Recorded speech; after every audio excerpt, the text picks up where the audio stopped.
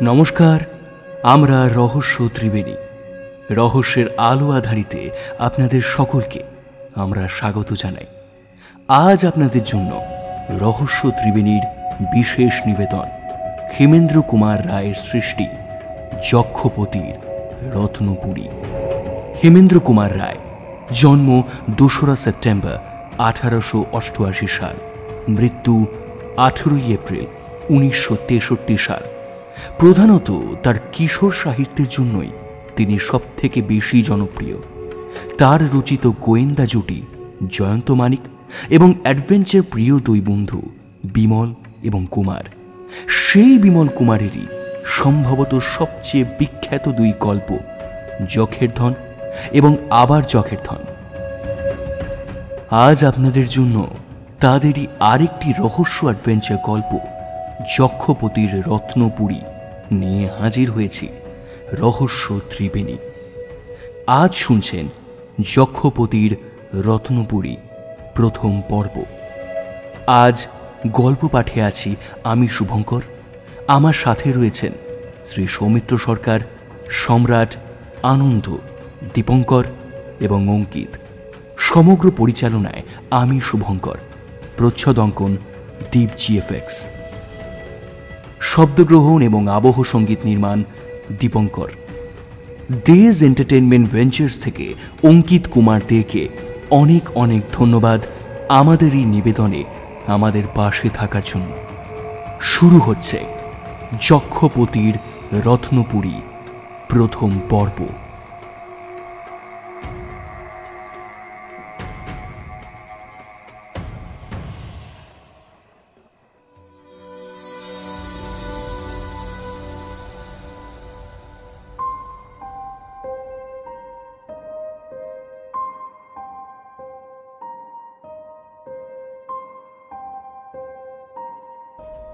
অনেকে অভিযোগ করেন আমার জীবন নাকি অস্বাভাবিক।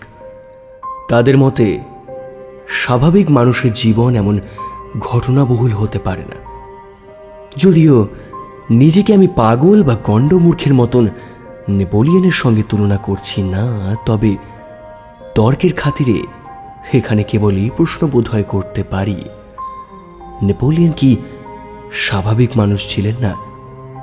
তিনি মাত্র 52 বছর বয়স পর্যন্ত বেঁচে ছিলেন।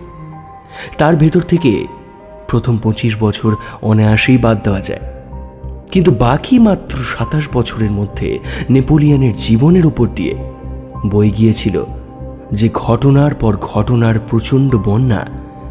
তাদের অবলম্বন করে কি অসংখ্য নাটক, উপন্যাস রচনা করা চলে না? না হয় নেপোলিয়নের মতন মহামানুষ ও দিগ্বিজয়ী সম্রাটের কথা ছেড়েই দিলাম, কারণ তার জীবনে ঘটনা ঘটবার স্বাভাবিক সুযোগ ছিল প্রচুর। তার বদলে আমি মধ্যযুগের এক শিল্পীর কথা উল্লেখ করতে চাই। তার নাম বেনেভেনুতো সেলেনি। তিনি ছিলেন ইটলির এক বিখ্যাত ভাস্কর ও ওস্তাদ স্বর্ণকার। তিনি একখানি প্রসিদ্ধ আত্মচরিত লিখে গেছেন। সাধারণ শিল্পীদের জীবনের সঙ্গে অ্যাডভেঞ্চারের সম্পর্ক থাকে না বললেই চলে, কিন্তু বেনেভেনুতোর ঘটনাবহুল জীবন কাহিনী জোগাতে পারে বহু বিস্ময়কর, রোমাঞ্চকর, প্রায় অসম্ভব উপন্যাসের উপকরণ। এজন্যে তার আত্মচরিতকে অস্বাভাবিক বলে অভিযোগ করা চলে না, কারণ তার জীবনের ঘটনাবলী সত্য বলেই কিন্তু প্রমাণিত হয়েছে।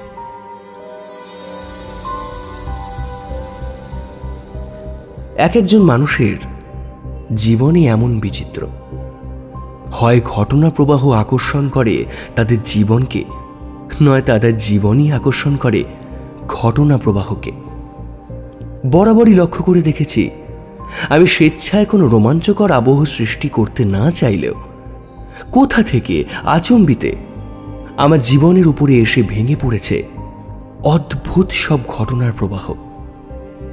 আমার বন্ধু কুমার হয়তো এসব ঘটনাচক্রের বাইরেই পড়ে থাকত, কিন্তু সে হচ্ছে আমার নিত্য সঙ্গী। তার সঙ্গে আমার অচ্ছেদ্য সম্পর্ক, কাজেই তাকে জড়িয়ে পড়তেই হয় এইসব ঘটনার পাকে বিপাকে।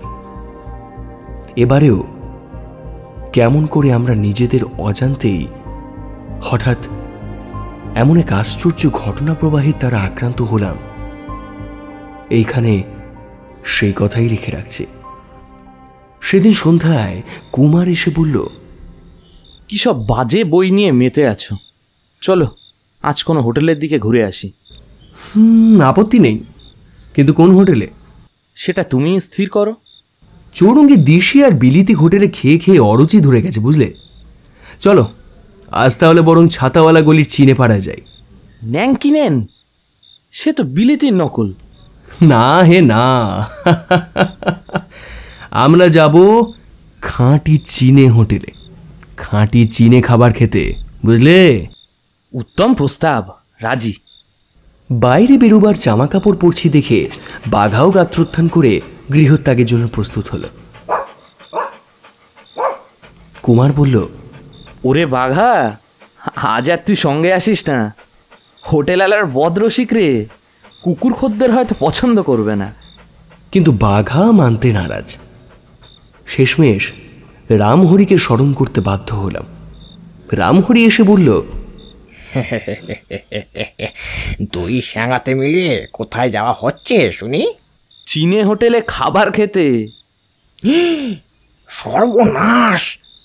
সিনেরা তো শুনেছি তেলা পোকা খায়, তা তোমার তো খাওয়ার শখ হয়েছে নাকি? রামহরি, চীনেম্যানদের নামে অপবাদটা একেবারেই মিথ্যে। তারা তেলাপোকা খায় না, তবে পাখির বাসার ঝোল খায় বটে। রাম রাম রাম, পাখির বাসা আবার কোনো খাওয়ার জিনিস হলো? তবু তো তুমি তাদের আর একটা খাবারের নাম শোনোনি। তারা 50, 60, 80, 100 বছরের পুরনো ডিম খেতে কিন্তু ভারী ভালোবাসে। ও খোকাবাবু গো, শুনি যাবার নারী বুড়ি পর্যন্ত উঠে আসছে যে। হাঙরও কিন্তু তাদের কাছে খুবই সুখাদ্য।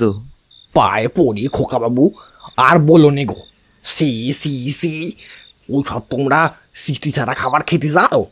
না রামহরি, হাঙর বা 100 বছরের পচা ডিম খাবার সৎসাহস আজও আমাদের হয়নি। তবে বাঘা বোধহয় হাঙর পেলে ছাড়বে না, তুমি ওকে সামলাও। আমি আর কুমার বেরিয়ে পড়লাম। চীনে পাড়ার খাঁটি চীনে হোটেলে বাঙালিদের দেখা পাওয়া যায় না প্রায়। আর কিছুই নয়, রামহরির মতন অধিকাংশ বাঙালিরই আসল চীনে হোটেল সম্বন্ধে ভয়াবহ কুসংস্কার আছে। তাই তাদের দৌড় বড়জোর নানকিন কি চাঙ্গুয়া পর্যন্ত। কিন্তু আমরা যে চীনে হোটেলে গেলাম, সেখানে ভয় পাবার বা বমন উঠবার মতন কিছুই ছিল না। চারিধার সাজানো গোছানো, পরিষ্কার পরিচ্ছন্ন। খাবারগুলো সুস্বাদু, যদিও আমাদের দেশি বিলাতি খাবারের সঙ্গে তার কিছুই মিল নেই। পরিবেশন করছিল একটি চীনে মেয়ে। সব শেষে মেয়েটা নিয়ে এলো এক চীনে চা। এই চা তৈরি করবার পদ্ধতিও বেশ অন্যরকম। মেয়েটি দুটি কাঁচের বা পোর্সেলিনের বাটি আনলো। একটি বাটিতে গরম জল ঢেলে তাতে শুকনো ও পাকানো একখণ্ড চায়ের পাতা দিয়ে উপরে দ্বিতীয় বাটিটা চাপা দিয়ে চলে গেল। মিনিট 3-4 পরে সে ফিরে এসে উপর করা বাটিটা নামিয়ে দিতেই দেখি সেই গুটানো চায়ের পাতাখানি সমস্ত বাটি ভরে ছড়িয়ে পড়ে জলের ওপর ভাসছে। ব্যাস, চা প্রস্তুত। এখন খালি চিনি মেশাও আর চুমুক দাও। কিন্তু এই চায়ের স্বাদ অধিকাংশ বাঙালিরই ধাতে সইবে না।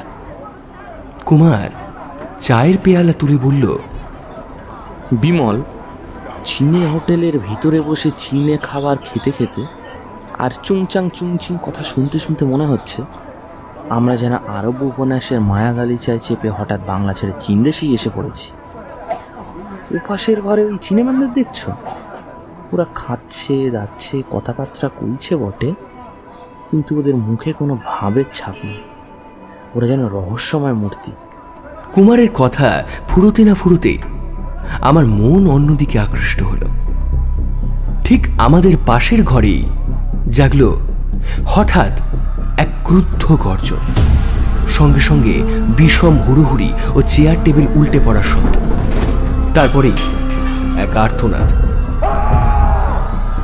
রাত্রিবেলায় চিনে পাড়া মারামারি হানাহানির জন্য বিখ্যাত।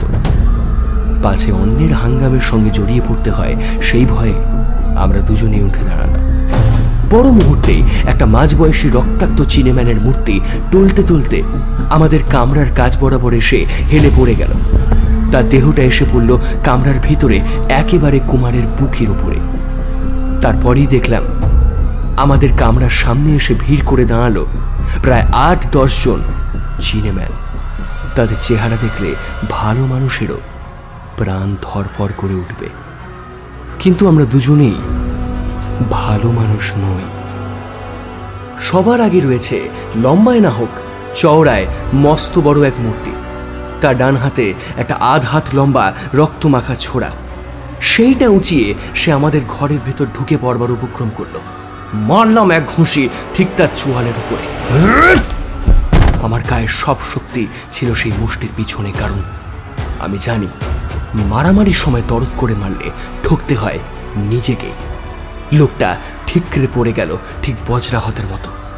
তারপরই শুনলাম অনেকগুলো ভারী ভারী জুতো দ্রুত শব্দ। চোখের পলক পড়তে না পড়তেই আমাদের ঘরের সামনে থেকে সমস্ত জনতা অদৃশ্য হলো।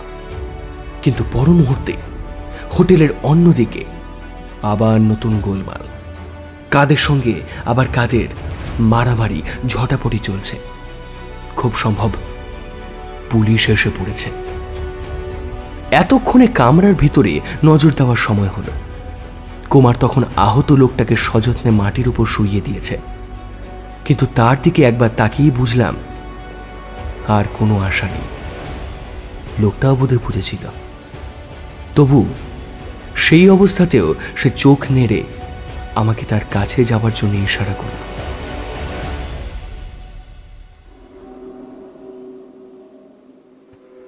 আমি তার পাশে হাঁটু গেড়ে বসে তার মুখের কাছে মুখ নিয়ে গেলাম।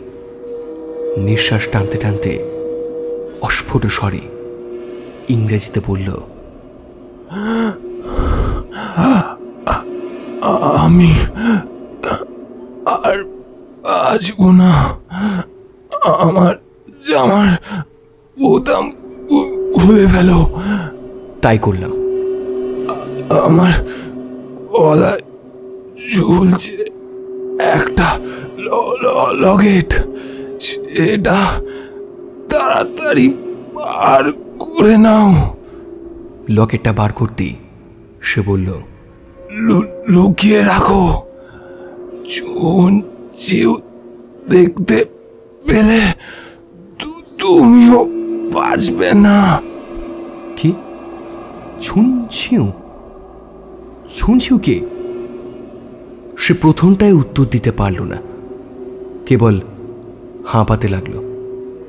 তারপর অনেক কষ্টে থেমে থেমে বলল, যে আমাকে মেরেছে, কিন্তু আমি যখন মরবই গুপ্তধন তাকেও ভোগ করতে দেব না, কিছুতেই না। হ্যাঁ হ্যাঁ, এটা আমার প্রতিশোধ। মাটির ভেতরে গুপ্তধন। তার কথা বন্ধ হলো। চোখ বুঝল। ভাবলাম লোকটা বোধহয় এই জন্মের মতন আর কথা কইতে পারবে না। কুমার বলল, এ কি বলছে বিমল?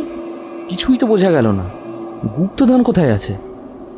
আমাদের দুজন কি অবাক করে দিয়ে লোকটা আবার চোখ খুলল। অত্যন্ত ক্ষীণ স্বরে টেনে টেনে বলল, কি পিন সেখানে যেও। কি পিন মনে রেখো কিন্তু। আর তারপরই হঠাৎ তার বাক্য রোধ করে মুখ দিয়ে বেরিয়ে এলো এক ঝলক রক্ত, এবং সঙ্গে সঙ্গে তার চোখ কপালে উঠে স্থির হয়ে গেল। বুকে হাত দিয়ে দেখলাম তার হৃৎপিণ্ড আর নড়ছে না।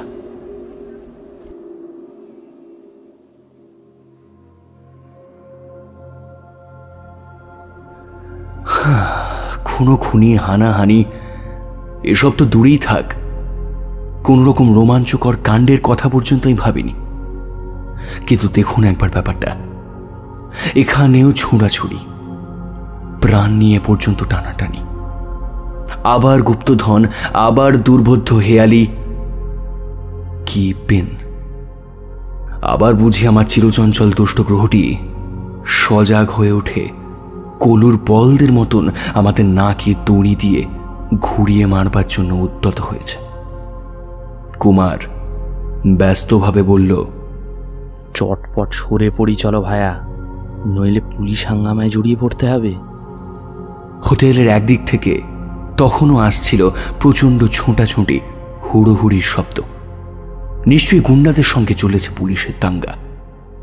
সেই ফাঁকে আমরা সরে পড়লাম। সদর দরজার কাছেও পুলিশের লোক ছিল, বোধহয় আমাদের বাঙালি দেখেই বাধা দিল না।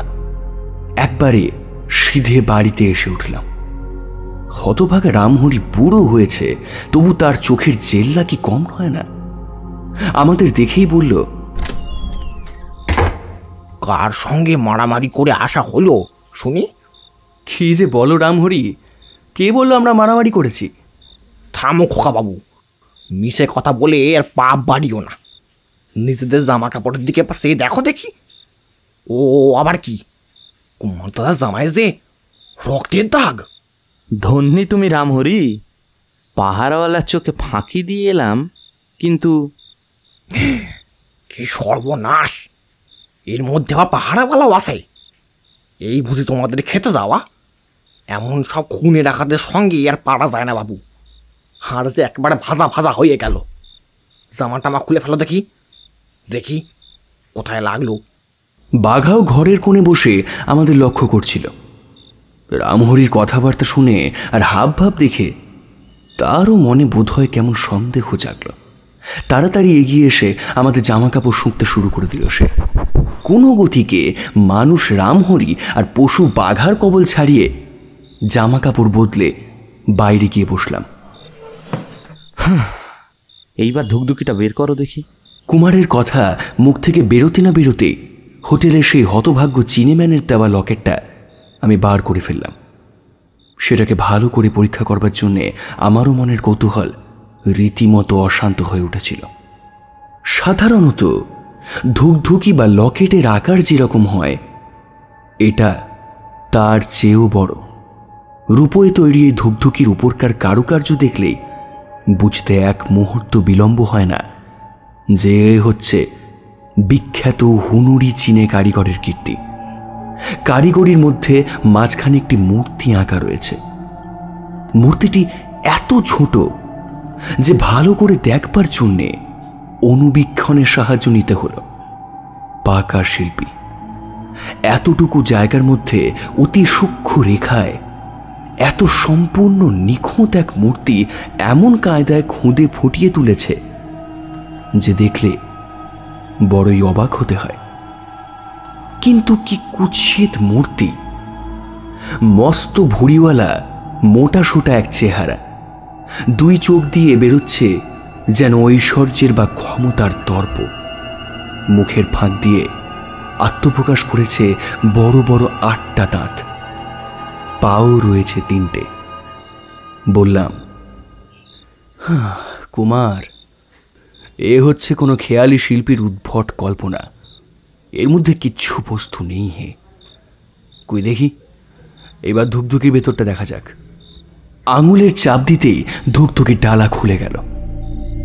ভিতরে রয়েছে একটা ভাঁজ করা খুব পুরু কাগজ, প্রায় কার্ড বললেও চলে। কাগজটা হাতে নিয়ে মাথা মুন্ডু কিছুই বুঝতে পারলাম না। যদিও তার উপরে কোনো লেখা নেই, তবু একটা নতুনত্ব আছে বটে। চামড়ার বা ধাতুর চাদরের উপরে যেমন নকশা এমবোস করা থাকে, এর উপরেও রয়েছে তেমনই উঁচু করে তোলা কতগুলো ডট বা বিন্দু। কোথাও একটা, কোথাও 2টো, কোথাও 4টে বা আরো বেশি বিন্দু। কুমার বিস্মিত স্বরে বলল, ও বিমল, ই আবার কি রকম ধাঁধা? চীনে ধাঁধা হওয়াই তো সম্ভব, কিন্তু এ তো বাঙালির মাথায় ঢুকবে না। ধুকধুকির ভেতর থেকে আর কিছুই আবিষ্কার করা গেল না, কিন্তু বিন্দুগুলোর মধ্যে নিশ্চয়ই কোনো অর্থ আছে, নইলে এত যত্নে কেউ এই কাগজটাকে ধুকধুকির ভিতরে পুড়ে রেখে দিত না। এই কথা অন্তত স্পষ্ট। সে মৃত চিনেম্যানটা মরবার আগে যে 2-3টে কথা বলে গিয়েছিল, তার দ্বারা বেশ বোঝা যায় যে ছুনছিউ নামে কোনো দুরাত্মা তাকে আক্রমণ করেছিল এই ধুকধুকির লোভেই। সে এমন ইঙ্গিতও দিয়ে গেছে যে কিপিন নামক স্থানে গেলে গুপ্তধন পাওয়া যাবে, আর তার রহস্য এই ধুকধুকির মধ্যেই লুকানো আছে। কুমার বলল, বিমল, প্রথমে যখন আমরা রূপনাথ গুহায় গুপ্তধন আনতে যাই, তখন মলার মাথায় সাংকেতিক লিপির পাঠ কিন্তু তুমি উদ্ধার করেছিলে। এই বিষয়ে তোমার আশ্চর্য ক্ষমতা আছে। ভালো করে ভেবে দেখো না, এবারেও তুমি সফল হবে। 1 ঘন্টা গেল, 2 ঘন্টা গেল, বিন্দুগুলো নিয়ে অনেক নাড়াচাড়া করলাম, কিন্তু সবই ব্যর্থ। শেষে সব চেষ্টা ছেড়ে দিয়ে বললাম, ধুর, চুলোয় যাক ধুকধুকির রহস্য, তার চেয়ে বরং কিপিন কথাটা নিয়ে আলোচনা করি এসো। কিপিন কিপিন কিপিন কিপিন আছে কোথায়? কিপিন হয়তো চীনা মুল্লুকেরই কোনো জায়গা হবে। অসম্ভব। যাও তো কুমার, আমার লাইব্রেরি থেকে এনসাইক্লোপিডিয়া আর গ্যাজেটিয়ারটা নিয়ে এসো, তাড়াতাড়ি। কুমার তখনই ছুটে গেল আর বই নিয়ে ফিরে এলো। দুজনে মিলে অনেক খোঁজাখুঁজি করলাম, কিন্তু কোনো ফলই হলো না। কোথাও কিপিন নামে কোনো দেশের কথাই লেখা নেই। মরবার সময় সেই চীনে বুড়ো যে আমাদের সাথে কোনো প্র্যাকটিক্যাল যোগ করে গেছে, এ কথা বিশ্বাস হয় না। কিপিন বলে নিশ্চয়ই কোনো জায়গা আছে। থাকতে পারে, কিন্তু হয়তো সেটা একেবারে তুচ্ছ গণ্ডগ্রাম। বাইরের কেউ তার কথা জানে না। সেদিন এই পর্যন্তই। কুমার বাড়ি ফিরে গেল, আমিও খেয়ে দিয়ে শুয়ে পড়লাম। ঘুমের ঘোর আসলো, সাথে সাথে মুছে দিল কিপিন, ধুকধুকি আর গুপ্তধনের রহস্য। পরের দিন সকালবেলা আমি আর কুমার চা খাচ্ছি। বাঘাও এসে টেবিলের তলায় আশ্রয় নিয়েছে তার প্রভাতী দুধের বাটির লোভে। এমন সময় কমলকে নিয়ে বিনয়বাবু এলেন। যারা আমাকে চেনেন তারা নিশ্চয়ই এই দুজনের সঙ্গেও পরিচিত হয়েছেন। সকালবেলায় পরীক্ষা করতে করতে ধুকধুকিটা চায়ের টেবিলের উপর রেখে দিয়েছিলাম। বিনয়বাবু এসে সেটা দেখতে পেয়ে বললেন, ওটা কি হে বিমল? সঙ্গে সঙ্গে আমার মনে পড়ল বিনয়বাবুর অসাধারণ পাণ্ডিত্যের কথা। সারা জীবন ধরে তিনি শুধুমাত্র জ্ঞান সমুদ্রে ডুবুরির কাজ করেছেন যেন। আজ বয়সে 50 পার হয়েছেন বটে, তবু বিদ্যা চর্চা ছাড়া আর কোনো আনন্দই তার নেই। তিনি হচ্ছেন আশ্চর্য এক বৃদ্ধ ছাত্র, এবং এই বিশ্ব হচ্ছে তার কাছে বিদ্যালয়ের মতন। দর্শন, বিজ্ঞান, রসায়ন, ইতিহাস, প্রত্নতত্ত্ব, যে কোনো বিষয় নিয়ে তাকে প্রশ্ন করেছি যখনই, কোনো সঠিক উত্তরের অভাব কখনো হয়নি। কুমার তো তার নাম রেখেছে জীবন্ত অভিধান। কাজী তাকে পেয়ে আশান্বিত হয়ে ধুকধুকিটা তাড়াতাড়ি তার হাতেই সমর্পণ করলাম। বিনয়বাবুর 2 চোখ ধুকধুকির দিকে চেয়েই কৌতূহলে একেবারে প্রদীপ্ত হয়ে উঠল। বললেন, এরকম লকেট তো আগে কখনো দেখিনি। যতদূর মনে হচ্ছে এটা তো এদেশে তৈরি নয়। চীনের জিনিস হতে পারে। তা কোথায় পেলে? আরে সে আর বলবেন না, এক চিনেম্যানের দান। কিন্তু ওই ওপরের মূর্তিটা কি অদ্ভুত দেখছেন? অদ্ভুত? হ্যাঁ, মূর্তিটার মুখটা চীনে ছাঁচের বটে, তবে তবে আসলে হচ্ছে আমাদেরই পৌরাণিক মূর্তি।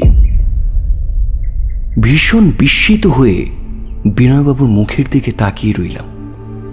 এ হচ্ছে হিন্দু যক্ষরাজ কুবেরের চেহারা। অষ্টদন্ত, 3 পদ, উদ্ভট কুৎসিত চেহারার জন্যই যক্ষরাজের নাম হয়েছে কুবের। তবে ঐশ্বর্যের মহিমায় তার শ্রীহীনতার দুঃখ বোধহয় কিছুটা দূর হয়েছে। বিনয়বাবু, আপনি কুবেরকে তো চিনলেন, কিন্তু বলতে পারেন কিপিন বলে কোনো জায়গা আছে কিনা? কিপিন কিপিন কিপিন নামটা শুনেছি বোধ হয়। বুড়ো হয়েছি হে, ফস করে সব কথা মনে পড়ে না। বসো বসো, মনে করবার জন্য একটু সময় দাও। আগ্রহ ভরে সবাই অপেক্ষা করতে লাগলাম। মিনিট 3 পরে সমুজ্জ্বল মুখে বিনয়বাবু বললেন, মনে পড়েছে, কিন্তু কিপিন নিয়ে তোমাদের এমন আশ্চর্য মাথা ব্যথা কেন বলো তো? তোমরা কি আজকাল ভারতের প্রাচীন ইতিহাস নিয়ে ঘাটাঘাটি করছো নাকি হে? রক্ষে করুন বিনয়বাবু, আমাদের ইতিহাসবিদ বলে উপহাস করবেন না। আমরা খালি আপনার কাছে জানতে চাই যে কিপিন কি কোনো দেশ? কিপিন বা কাপিন হচ্ছে অনেক শতাব্দী আগেকার নাম। নামটি কিন্তু দেশীয় নয়, চীনে। 7ম শতাব্দীতে কিপিন বলতে বোঝাতো উত্তর পূর্ব আফগানিস্তানের কপিস নামের জায়গাকে। তার আগে আর এক সময় ভারত সীমান্তের গান্ধার প্রদেশকেও কিন্তু কিপিন বলেই ডাকা হতো। চীনে লেখকরা ভারতের কোনো কোনো দেশকে কিপিন বা কাপিন বলেও জানতেন। তোমরা যে কোন কিপিনের কথা জানতে চাইছো তা কিন্তু বুঝতে পারছি না। তবে 7ম শতাব্দীর কিপিন সম্বন্ধে বড় বড় ঐতিহাসিক একটা অদ্ভুত গল্প বলেছেন। তোমাদের ধুকধুকির উপরে কুবেরের মূর্তি দেখে সেটাই আমার মনে পড়ছে। আচ্ছা, তাহলে আগে গল্পটাই শুনি। বিনয়বাবু চেয়ারের উপর হেলান দিলেন, তারপর শুরু করলেন। এই ঐতিহাসিক গল্প নিয়েও অল্প বিস্তর মতান্তর কিন্তু আছে, তবে ওসব গোলমালের মধ্যে ঢুকে কোনো দরকার নেই। চীনা পর্যটক হুইনসাংয়ের ভ্রমণ আর জীবন কাহিনীতে যে গল্পটি আছে সেইটাই তোমাদের কাছে আজকে বলবো। কিন্তু গল্পটি বলবার আগে আমাকে আরও কয়েক শতাব্দী পিছিয়ে যেতে হবে। শক জাতীয় কনিষ্ক তখন ভারত সম্রাট। 2য় শতাব্দীর কথা। তখন সারা এশিয়ায় চীনাদের বড় প্রভুত্ব। শকেরা ভারত দখল করেও চীনাদের কর দিতে কিন্তু বাধ্য ছিল। 2-1বার বিদ্রোহ প্রকাশ করেও চীনাদের কাছে তারা কোনো সুযোগ সুবিধা করে উঠতে পারেনি। সম্রাট কনিষ্কই সর্বপ্রথম চীনাদের জাঁক ভেঙে দিলেন। তিনি কেবল কর দেওয়াই বন্ধ করলেন না, তিব্বত ছাড়িয়ে চীন সাম্রাজ্যের মধ্যে ঢুকে পড়ে দেশের পর দেশ জিতে তবে ফিরে এলেন, এবং আসবার সময় জামিন স্বরূপ সঙ্গে করে নিয়ে এলেন চীনের কয়েকজন রাজপুত্রকে। কেউ কেউ বলেন তাদের মধ্যে নাকি চীন সম্রাটের এক ছেলেও ছিলেন।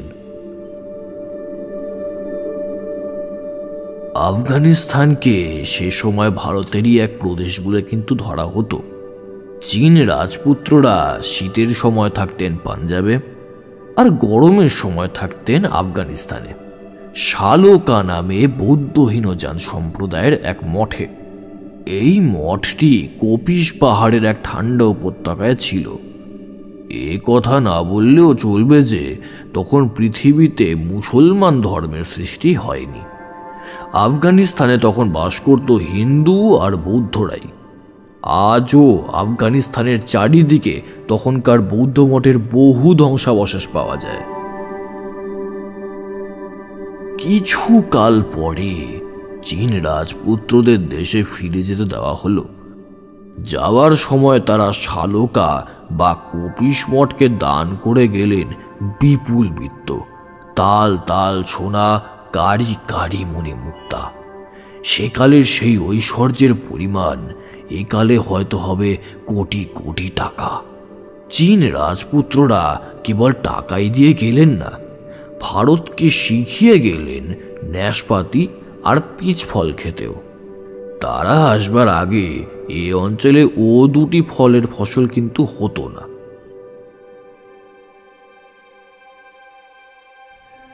এইবার আসি হুয়েন সাংয়ের কথায়। তিনি ভারতে বেড়াতে এসেছিলেন 7ম শতাব্দীতে। শালকা কপিস মঠে 360 খ্রিস্টাব্দে গিয়ে বর্ষাকালটা কাটিয়ে দিয়েছিলেন। এতদিন পরেও মঠের বৌদ্ধ সন্ন্যাসীরা 2য় শতাব্দীর সেই চীন রাজপুত্রদের অসাধারণ দানের কথা নিয়ে হুয়েন সাংয়ের কাছে কৃতজ্ঞতা প্রকাশ করতে কিন্তু ভোলেননি। সন্ন্যাসীরা আর একটা বিষয় নিয়েও কিন্তু হুয়েন সাংয়ের কাছে ধর্ণা দিলেন।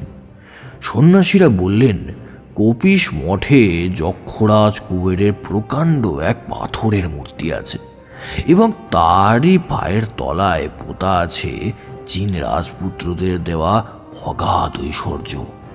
সেই ঐশ্বর্যের উদ্ধার করবার জন্যে হুয়েন সাংকে অনুরোধ করা হলো। হুয়েন সাং জিজ্ঞেস করলেন, তা আপনারা যখন গুপ্তধনের সন্ধান জানেনই তখন আমাকে অনুরোধ করছেন কেন?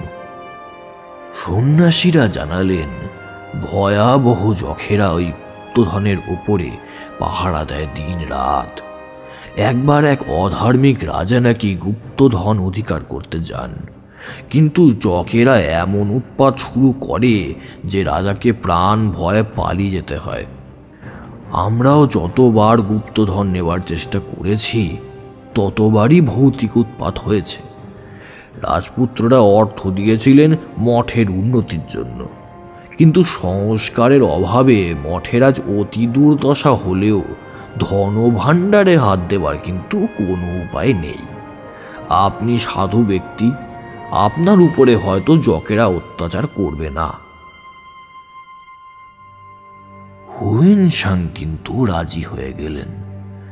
ধূপ ধুনো জেলে উপাসনা করে যক্ষদের উদ্দেশ্য করে বললেন, হে যক্ষ, হে গুপ্তধনের রক্ষক, আমার উপর প্রসন্ন হও। আমি মন্দির মঠের মেরামতির জন্য যে অর্থের দরকার কেবল তাই নিয়ে বাকি সব ঐশ্বর্য যথাস্থানে রেখে দেব। যখেরা কিন্তু হুয়েন সাংকে কোনো বাধা দিল না। গুপ্তধনের অধিকাংশই হয়তো আজও মাটির তলায় লুকোনো আছে, তেমনটাই তো জানি। ব্যাস, আমার গল্প ফুরলো। বুঝলাম, কিন্তু আমাদের গল্প তো এইবার শুরু হবে। বিনয়বাবু কিন্তু জিজ্ঞাসু চোখে আমার পানে তাকিয়ে বললেন, তোমাদের গল্প শুরু হবে বলতে কি বলতে চাইছো? বলছি, পরে সব বলছি। আপনার এই ঐতিহাসিক গল্পটি অত্যন্ত চিত্তাকর্ষক। অন্ধকারের মধ্যে একটু আলো দেখতে পেয়েছি বটে, কিন্তু সেটুকুই যথেষ্ট নয় বিনয়বাবু। এই কাগজটা নিয়ে ধাঁধায় পড়ে আছে। এর রহস্য উদ্ধার করতে পারেন কি? বলেই আমি ধুন্ধুকির ভিতর থেকে পুরো কাগজটা বার করে তার হাতে দিলাম। বিনয়বাবু কাগজটার উপরে চোখ বুলিয়ে বড় সহজ স্বরে বললেন, এ তো দেখছি ব্রেল পদ্ধতিতে লেখা। ব্রেল পদ্ধতিতে লেখা? অর্থাৎ যে পদ্ধতিতে অন্ধেরা লেখাপড়া করে? হ্যাঁ, এই পদ্ধতিতে 1 থেকে 6টি মাত্র বিন্দুকে নানাভাবে সাজিয়ে বর্ণমালার প্রভৃতি সমস্ত কাজ কিন্তু সারা যায়। আমি অন্ধ না হলেও কেবল কৌতূহলের বশবর্তী হয়ে এই পদ্ধতিটা শিখে নিয়েছিলাম। তাহলে লেখাটা আপনি এখনই পড়তে পারবেন? তা পড়তে পারবো। কই দাও দেখি। কুমার একেবারে আহ্লাদে আটটা হয়ে বলে উঠল, জয় বিনয়বাবু জয়। আমরা সবাই কৌতূহলী চোখে বিনয়বাবুর মুখের পানে তাকিয়ে রইলাম। ধুন্ধুকির ডালা খুলে বাঁ হাতের উপরে সেটা রেখে বিনয়বাবু আগে সেই এমবোস করা বিন্দুগুলোর উপরে ডান হাতের আঙুল বুলিয়ে গেলেন। তারপর বললেন, এর উপরে ইংরেজি ভাষায় লেখা রয়েছে শালকা, পশ্চিম দিক। ভাঙা মঠ, ভাঙা মঠ, কুবের মূর্তি, গুপ্ত গুহা, ব্যাস আর কিছু নেই। আমি খানিকক্ষণ স্তব্ধ হয়ে বসে কথাগুলো মনে মনে নাড়াচাড়া করে দেখলাম। তারপর বললাম, বিনয়বাবু, আপনার মতে শালুকা, কিপিন, কাপিন, কপিস এসব বলতে এক জায়গা কি বোঝায়? আমার মত নয় হে বিমল, এ হচ্ছে ঐতিহাসিকদের মত। ওখানে যে গুপ্তধন আছে, এটাও কি ঐতিহাসিক সত্য? একে ঐতিহাসিক সত্য না বলে ঐতিহাসিক গল্প বলা উচিত। এ গল্প বলেছেন বিখ্যাত চৈনিক পরিব্রাজক হুয়েন সাং। ঐতিহাসিকেরা গল্পটির উল্লেখ করেছেন মাত্র, অর্থাৎ অর্থাৎ এর সত্য বা মিথ্যার জন্য ঐতিহাসিকরা দায়ী নন। তাহলে শালুকা বা কপিস মঠের কথাও কি গল্পের কথা? না, কাপিন বা কিপিন, শালকা বা কপিস যে নামেই ডাকো না কেন, ও মঠের ধ্বংসাবশেষ আজও কিন্তু বর্তমান আছে। কোথায়? উত্তর পূর্ব আফগানিস্তানে? ও জায়গাটার আধুনিক নাম হলো কাফরিস্তান। কাফরিস্তান? ও বাবা, সে তো হিন্দুকুশ পাহাড়ের ওপারে। সেখানেও বৌদ্ধ মঠ, হিন্দু দেবতা কুবের। উমার, আজকের দিনে ভারতবাসী পাশ্চাত্য জ্ঞান বিজ্ঞানে শিক্ষা পেয়ে নিজেকে সভ্যতায় অগ্রসর হয়েছে বলে মনে করে বটে, কিন্তু স্বদেশ আর স্বজাতি সম্বন্ধে রয়েছে আজও রীতিমতো অন্ধ। তোমাদের শিক্ষাগুরু ইংরেজরা আফগানিস্তানের এপারে ভারতের সীমারেখা টেনেছে বলে সেটাকেই সত্য বলে মনে করবার কোনো কারণ নেই। এক সময় ভারত সম্রাটের সাম্রাজ্য কত দূর যে বিস্তৃত ছিল, ইংরেজরা আজও তত দূর পৌঁছতে পারেনি। আফগানিস্তান নামে কোনো দেশের নাম কেউ তখন স্বপ্নেও শোনেনি। মৌর্য সম্রাট চন্দ্রগুপ্ত গ্রিকদের তাড়িয়ে দিয়েছিলেন হিন্দুকুশেরও ওপারে। আজ বিলাতি জিওগ্রাফি যাকে আফগানিস্তান বলে ডাকে, তখনকার পৃথিবী তাকে ভারতবর্ষ বলেই কিন্তু জানত। আর সেখানে বাস করত ভারতের হিন্দু, বৌদ্ধ এবং জৈনরাই। ওখানে যে বৌদ্ধ মঠ আর হিন্দু দেবতা থাকবে, এ আর আশ্চর্য কথা কি? ভারতের গৌরবের দিনে উত্তরে চীন দেশে, দক্ষিণে জাভা, বালি, সুমাত্রা দ্বীপে এবং পূর্বে কাম্বোডিয়া প্রভৃতি স্থানেও হিন্দু দেবতাদের যাতায়াত কিন্তু ছিল। তোমরা সত্যিকার ভারতের ইতিহাস পড়ো হে, নিজেদের এমন ছোট করে দেখো না। উত্তম। তাহলে 2-4 দিনের মধ্যেই আমরা কাফরিস্তানে ভারতের পূর্ব গৌরব দেখবার জন্য যাত্রা করব, আর আমাদের পথ নির্দেশক হবেন আপনি। বিনয়বাবু কিন্তু একেবারে সবিস্ময়ে আমার মুখের দিকে খানিকক্ষণ তাকিয়ে রইলেন। তারপর ধীরে ধীরে বললেন, তোমাদের এই আকস্মিক উৎসাহ কিন্তু অত্যন্ত সন্দেহজনক। কেন? বিমল ভায়া, আমাকে ধোঁকা দেওয়ার চেষ্টা করো না। আমি তোমাদের খুব ভালো করেই চিনি। ধুন্ধুকির উপরে ব্রেল পদ্ধতি লেখা এই অদ্ভুত কথাগুলো আর কাপিন, কিপিন বা কপিস মঠ সম্বন্ধে তোমাদের আগ্রহ দেখেই বুঝতে পেরেছি তোমরা নতুন কোন অ্যাডভেঞ্চারের গন্ধ কিন্তু পেয়েছ। আসল ব্যাপারটা কি বলো দেখি। আমি তখন হাসতে হাসতে চীনে হোটেলের ঘটনাটা বর্ণনা করলাম। সমস্ত শুনে বিমলবাবু একেবারে হা হা করে হেসে উঠে বললেন, তোমাদের মাথা নিশ্চয়ই খারাপ হয়ে গিয়েছে বিমল। বুঝলাম না, কেন? কনিষ্ক ছিলেন 3য় শতাব্দীর মানুষ।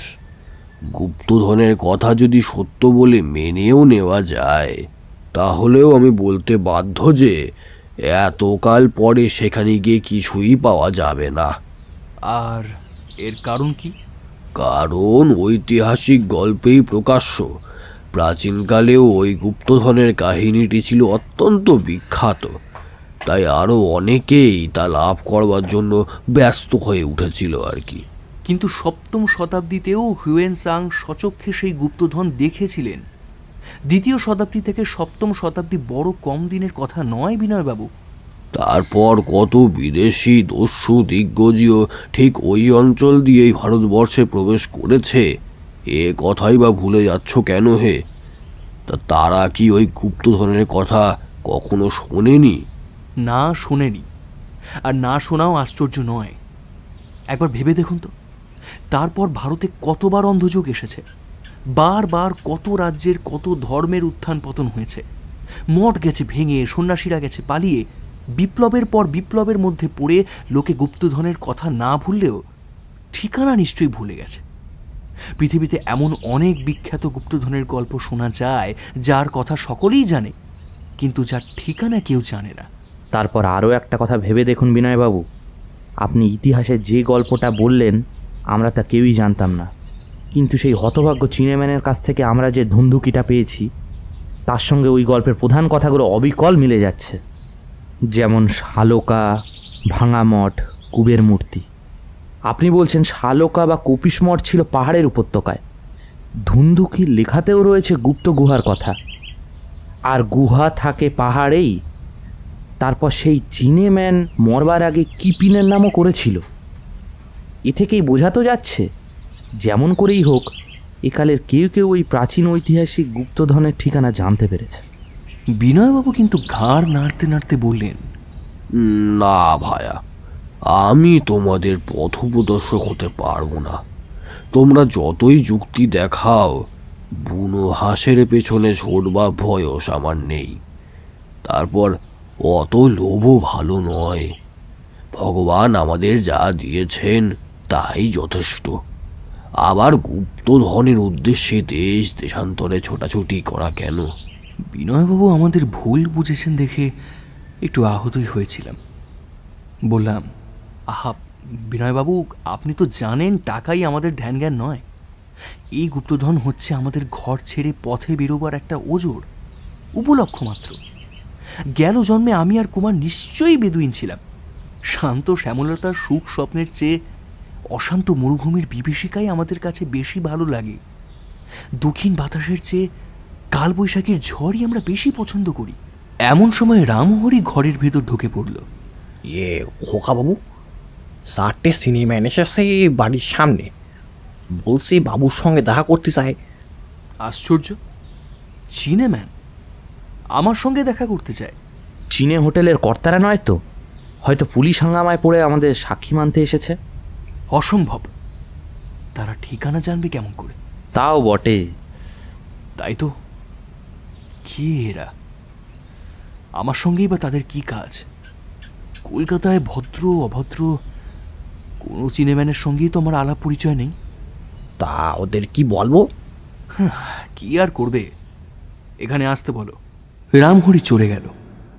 ধুন্ধুকিটা টেবিলের উপর থেকে তুলে নিয়ে আমি আমার জামার পকেটে রেখে দিলাম। ঘরের ভিতরে প্রথমেই যে মূর্তিটা এসে দাঁড়ালো তাকে দেখেই চিনতে আমার একটুকুও ভুল হয়নি। কাল রাত্রে হোটেলে এই লোকটাই ছোঁড়া হাতে করে সেই চীনি বুড়োকে মারাত্মক আক্রমণ করেছিল। আমি হতভম্বের মতন তার দিকে তাকিয়ে আছি দেখে সে একগাল হেসে ভাঙা ভাঙা ইংরেজিতে বলল, কি সাব, তুমি কি আমাকে চিনে ফেলেছ? হ্যাঁ, আরে আমরা তো পুরানো দোস্ত আছি। এখানে তোমার কি দরকার? আরে বলছি আগে তো একটু ভালো করে বসি। তারপর আমার সম্মতির অপেক্ষা না করি সে একটা চেয়ার টেনে নিয়ে বসে পড়ল। তার আরও 3 জন সঙ্গীও ঘরের ভিতরে ঢুকে দাঁড়িয়ে রইল ঠিক 3টে পাথরের মূর্তির মতন। কুমার ক্রুদ্ধ স্বরে বলল, তোমরা হচ্ছে হত্যাকারী, এখনই পুলিশে খবর দেবো। বেশ তাই দিও। তবে এতটা জলদিবাজি কেন? হ্যাঁ, আগে আমার কথাটা তো শোনো। আমি বসে বসে লোকটাকে ভালো করে লক্ষ্য করতে লাগলাম। আগেও দেখেছিলাম বটে, কিন্তু এখন আরো ভালো করে দেখলাম। মাথায় সে 5 ফুটও উঁচু হবে না, কিন্তু তার দেহটা চওড়ায় সাধারণ মানুষের দ্বিগুণ। অসম্ভব চওড়া দেহের উপরে মঙ্গলীয় ছাঁচে গড়া মুখ। আমার সামনে বসে আছে যেন মানুষের ছদ্মবেশে বিভৎস একটা ওরাংওটাং। সে হাসতে হাসতে বলল, হোটেলে কাল যখন তুমি আমার মুখের উপর খুশিটা চালিয়েছিলে, हम अभी भी भूले नहीं। সেই জন্য কি তুমি আজ প্রতিশোধ নিতে এসেছো? মোটেই নয়। আমি তো তোমার খুশি তারিফ করি। কোনো উত্তর দিলাম না, বরং ভাবতে লাগলাম লোকটার উদ্দেশ্য কি হতে পারে। সে বলল, ঈশ্বর আমাকে ঢেঙা করেননি সাহেব, কিন্তু আমার গায়ে শক্তি দিয়েছেন ভরপুর। এজন্যে ঈশ্বরকে আমার অশেষ ধন্যবাদ। এক হাতে আমি 3 মল মাল মাথার উপর তুলে 16 হাত দূরে ছুঁড়ে ফেলতে পারি, কিন্তু আমার মতো লোককেও তুমি এক ঘুষিতে কাবু করেছ। কিন্তু যদি আমি তোমার জন্য প্রস্তুত থাকতাম, তাহলে হয়তো এমন লফড়াটা হতো না। তবু তুমি বাহাদুর আদমি আছো। তোমার নামই কি শুনছি? সে একেবারে চমকে উঠল, তারপর বলল, ও, তাহলে তোমরা আমার নাম পর্যন্ত আদায় করেছ। এ তো ভালো কথা নয়। বলতে বলতে ধাঁ করে পকেটের ভিতরে হাত চালিয়ে দিয়ে বার করলো একটা রিভলভার। তার পিছনের 3 মূর্তিও সঙ্গে সঙ্গেই এক একটা রিভলভার বার করে ফেলল। আমাদের চোখের সামনে স্থির হয়ে রইল 4-4টে রিভলভারের চকচকে নল। শুনছিও রিভলভারটার লক্ষ্য ঠিক আমার দিকে। এভাবে চোখের সামনে রিভলভার তুললে কারোরই মনে স্বস্তি হয় না, আমারও হলো না। কুমার, বিনয়বাবু এবং কমলের মুখের পানে একবার আর চোখে চেয়ে দেখলাম। রিভলভারের মহিমায় তাদের কারোরই ভাবান্তর হয়নি দেখে বিস্মিত হলাম না। আমরা সকলেই একই বপদ পাঠশালার পাঠ গ্রহণ করেছি বহুবার। রিভলভার দেখেই আর্তনাদ করবার অভ্যাস আমাদের অন্তত নেই। ঘরের এদিকে ওদিকেও একবার চোখ বুলিয়ে নিলাম। আমাদের পিছনে ঘরের দেওয়াল, ডান পাশে কুমার, বাম পাশে বিনয়বাবু এবং তারই পাশে কমল বসে আছে। আমার সামনেই একটা গোল মার্বেলের টেবিল, তার উপাশে বসে ছুঁচিও এবং পিছনে একসাথে দাঁড়িয়ে আছে আরও 3টে চিনেম্যান। তাদের পিছনেই এক ঘর থেকে বেরোবার একমাত্র দরজা। পিছনে হটবার কোনো উপায় নেই। চীনেদের এড়িয়ে দরজা দিকে যাওয়াও একেবারে অসম্ভব। নিজের ঘরে নিজে ফাঁদে পড়ে গিয়েছি। পালাবার পথ একেবারে বন্ধ। টেবিলের তলায় স্থির হয়ে বসে আছে বাঘা। অন্য কোনো কুকুর হলে এতক্ষণে নিশ্চয়ই গর্জন করে তেড়ে যেত, কিন্তু রিভলভারের সামনে গর্জন করলে বা তেড়ে যাওয়ার সাহস পর্যন্ত করলেও যে মহাবিপদের সম্ভাবনা, এটা বুঝতে তার দেরি লাগল না। এমনি কি শিক্ষিত কুকুর সে? শুনছিও হাসতে হাসতে বলল, কি সাব, কি দেখছো? বুঝতে পারছো তো, এ বাড়ির মালিক হচ্ছি এখন আমি। হ্যাঁ, আমি। হতভাগার বাঁদুড়ি মুখে হাসি দেখে গা যেন চলে গেল। বললাম, শুনছি, তোমার রিভলভার নামাও। তুমি ভুলে যাচ্ছ এটা চীন দেশ নয়। না না না সাব, আমি কিন্তু ভুলিনি। আমি জানি এটা বাংলাদেশ, আর এখানে বাস করে আপনাদের মতো কাপুরুষ বাঙালিরা। আমরাও সশস্ত্র হলে এই কথা বলবার সাহস তোমার হতো না। চুপ করো। তোমার সঙ্গে আমি এখানে গল্প করতে আসিনি। কাল হোটেল থেকে তোমরা আবার একটা লোকের চুরি করে এনেছো। ভালো চাও তো সেটা ফিরিয়ে দাও। শুনছিউ, তুমি চন্ডু খেয়ে স্বপ্ন দেখছো দেখছি। লকেট সে আবার কি? আকাশ থেকে খসে পড়বার চেষ্টা করো না। তুমি বলতে চাও তোমার কাছে একটা রূপোর লকেট নেই? আমার যুক্তি হচ্ছে, চোর ডাকাত খুনিকে ঠকাবার দরকার হলে মিথ্যে কথা বলায় পাপ হয় না। অতএব কোনো রকম দ্বিধা না করে বললাম, না, সোনার রূপোর পিতলের কোনো রকম লকেট ফকেটের ধার আমি ধারি না। ও হে শুনছিও, তোমার ছাতা পড়া দাঁতগুলো দেখে আমার গা বমি বমি করছে। তুমি দাঁত বার করে আর না আসলে আমি বাধিত হব। বিনয়বাবু টেবিলের উপর থেকে একটা বই তুলে নিয়ে খুব মনোযোগের সঙ্গে পড়তে শুরু করে দিলেন। কমলও কম দুষ্ট নয়, বলল, ওহে শুনছিউ, তুমি একটা লখনৌ ঠুংরি শুনবে? ঠিক সেই সময় দেখলাম দরজার বাইরে রামহরির মুখ একবার উঁকি মেরে সাত করে সরে গেল। আগেই বলেছি, দরজার দিকে পিছু ফিরে 3টে চিনেম্যান এক সারে দাঁড়িয়েছিল এবং তাদের দিকে পিছন ফিরে দাঁড়িয়েছিল স্বয়ং ছুঁচিও।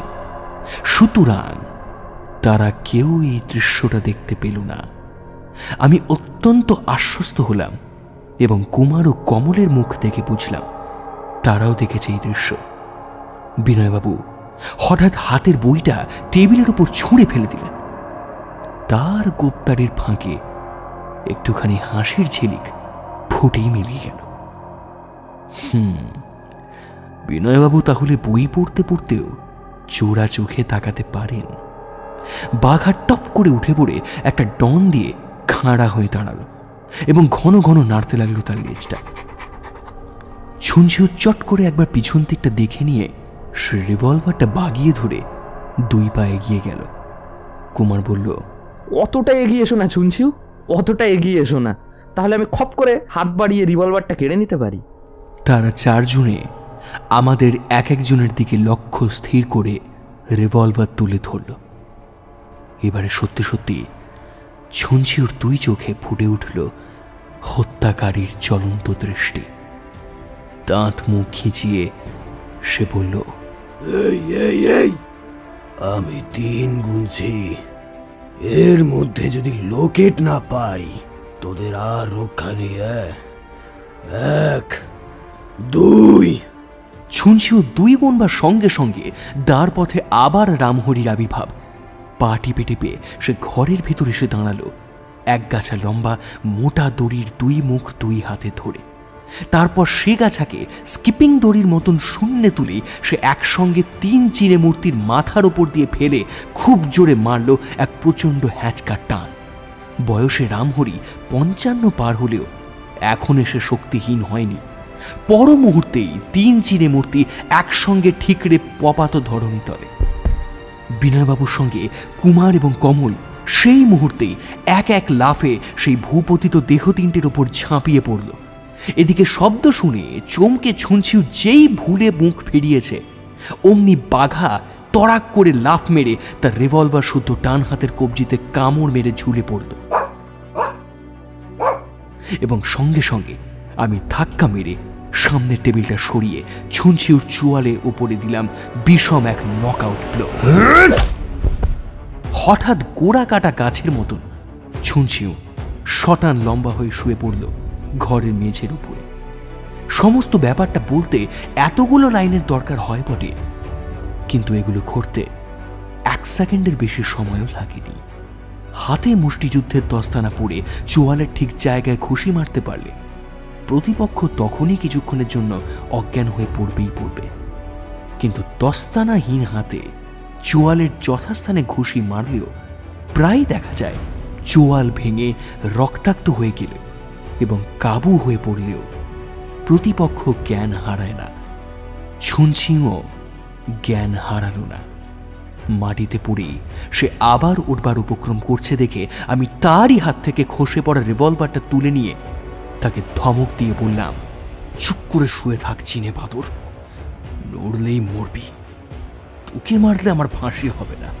রামহরি, আরো খানিকটা দড়ি নিয়ে এসো, এই চার বেটার হাত পা বেঁধে ফেলো। একে ইংরেজিতে বলে টেবিল উল্টানো।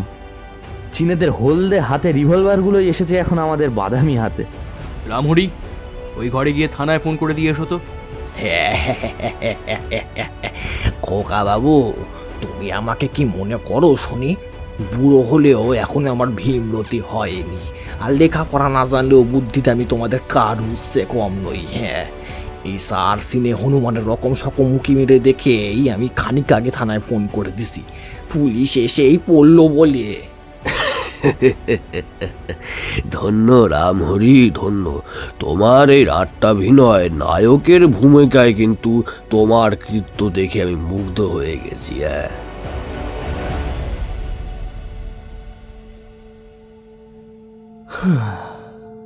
এইবার বিনয়বাবুকে রাজি করিয়েছি।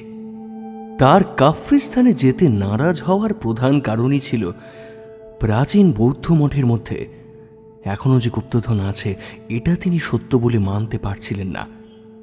কিন্তু চিনেম্যানগুলোর কাণ্ড দেখে এখন তিনি মত বদলাতে বাধ্য হয়েছেন।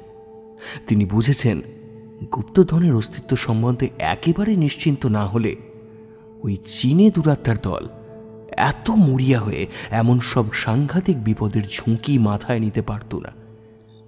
এখন তিনি বলছেন, মনে হচ্ছে ওই লকেটের পিছনে সত্যই কোনো গুপ্ত রহস্য আছে।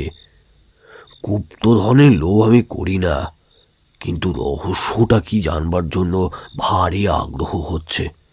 আগ্রহ নেই খালি রামহরির। সে থেকে থেকে বলে, সি সি সি বিনয়বাবু, এই বয়সে কোথায় জপ তপ করে হরিনাম করে থাকবেন, তা না করে আপনিও কিনে এই গোয়ার সোঁড়াগুলোর সঙ্গে দলে ভিড়লেন। বিনয়বাবু অবশ্য জুৎসই জবাব খুঁজে না পেয়ে অসহায়ভাবে ঘাড় নাড়তে থাকে। কুমার বলে, ভ্যাংচি দিও না রামহরি, দল ভাঙাবার চেষ্টা করো না, বুঝলে? তোমার যদি এতই অমত তবে থাকো না তুমি কলকাতায় পড়ে। আমরা তো মাথার দিব্যি দিয়ে তোমাকে সাদাসাদি করছি না। কি বলিস রে বাঘা? আর অন্যদিকে বাঘাও বোধ করি সায় দেবার জন্যই একবার কুমার আর একবার রামহরির মুখের পানে তাকিয়ে লেজ নাড়তে থাকে। আর মলজা পাজি কুকুর, তুইও কিনা ওই দলে? এদিকে রামহরি রেগে চড় মারতে চায়। বাঘা তাড়াতাড়ি কুমারের পিছনে গিয়ে আত্মরক্ষা করে কোনো রকমে।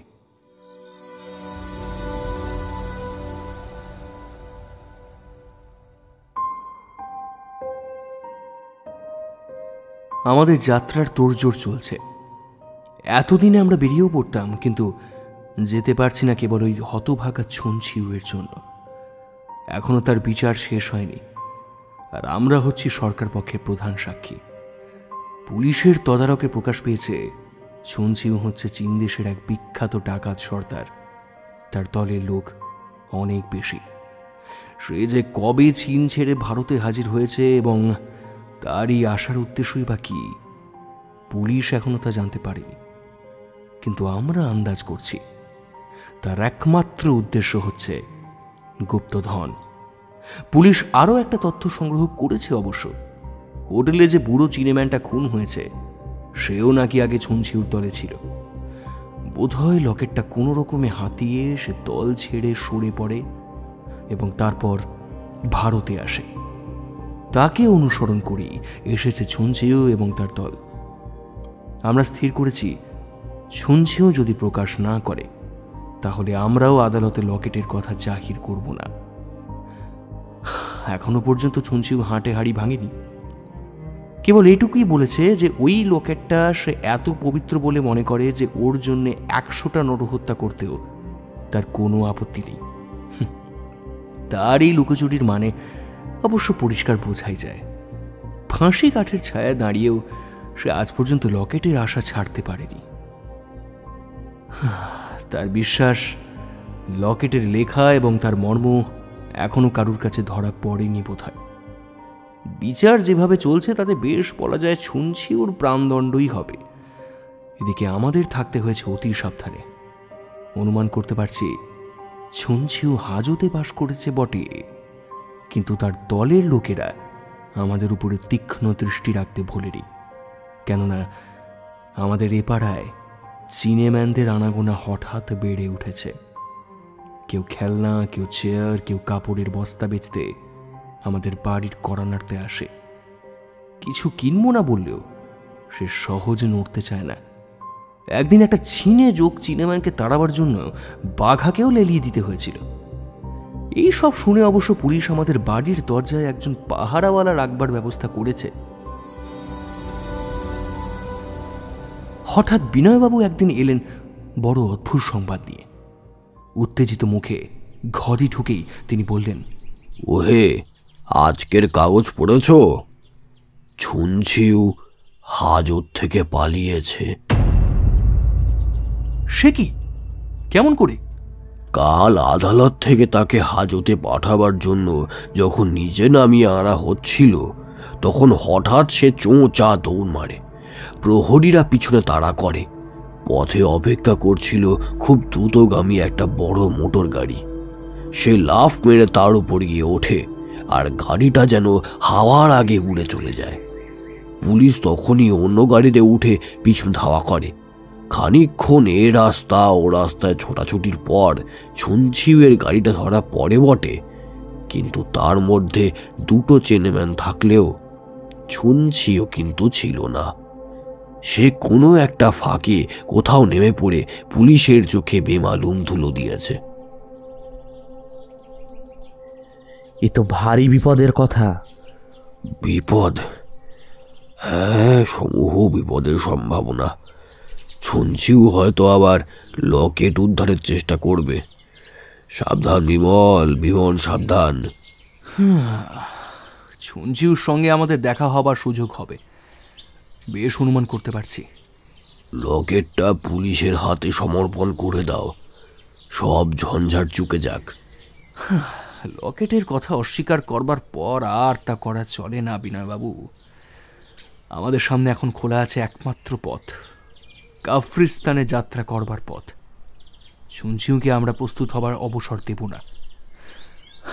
কালকেই আমরা বেরিয়ে পড়ব। ছুনছিউ এসে দেখবে খাঁচা খালি, পাখি নেই। ঠিক ঠিক, উত্তম প্রস্তাব। যুক্তিসঙ্গত প্রস্তাব বটে, কিন্তু তুমি কি মনে করো বিমল, ছুনছিউ কি আমাদের সঙ্গ নিতে পারবে না? জবাব দিতে যাব, হঠাৎ ঝনঝন করে জানলার একটা সার্সি ভেঙে গেল এবং ঘরের মেঝের ওপর সশব্দে এসে পড়ল একখণ্ড পাথর, তার সঙ্গে সুতো দিয়ে বাঁধা একটা কাগজ। সবিস্ময়ে তাকিয়ে আছে। কুমার ছুটে গিয়ে কাগজ শুদ্ধ পাথরটা কুড়িয়ে নিয়ে এলো। তারপর কাগজটার দিকে চেয়েই বলে উঠল, বন্ধুবর, ছুনছিউয়ের চিঠি। কাগজ নিয়ে দেখি ইংরেজিতে লেখা, এখনো লকেট ফিরিয়ে দিতে পারেন বাবু,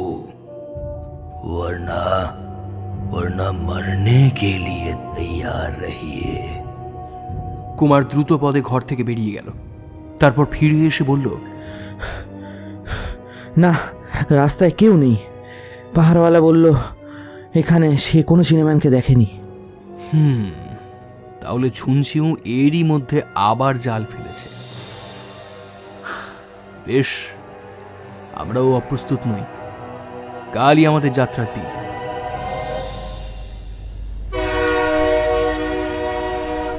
শেষমেশ সন্ধ্যার সময় স্টেশনে যাত্রা করা গেল। ফার্স্ট ক্লাস কামরা রিজার্ভ করেছি, মেল ট্রেন। পথে বা স্টেশনে একবারও সন্দেহ হলো না যে আমাদের গতিবিধি কেউ লক্ষ্য করেছে বলে। স্টেশনের ভিড়ের মধ্যেও একটাও মঙ্গলীয় ছাঁচের হন্দে মুখ নজরে ঠেকল না। গাড়ির প্রত্যেক কামরায় উঁকি মেরে এসছে, কোথাও সন্দেহজনক কিছুই নেই। আপাতত ছুনছিউকে ফাঁকি দিতে পেরেছি ভেবে আর স্বস্তির নিঃশ্বাস ফেলে বাঁচলাম। ঘণ্টা দিল, ট্রেন ছাড়বার সময় হলো বোধহয়।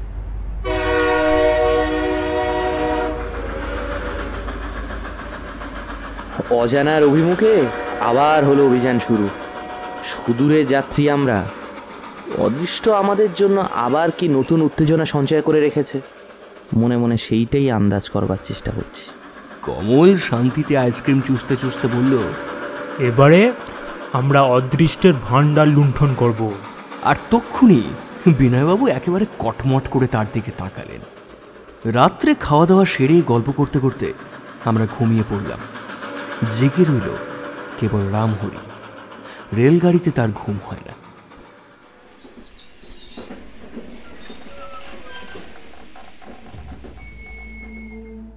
কতক্ষণ ঘুমিয়েছিলাম জানি না।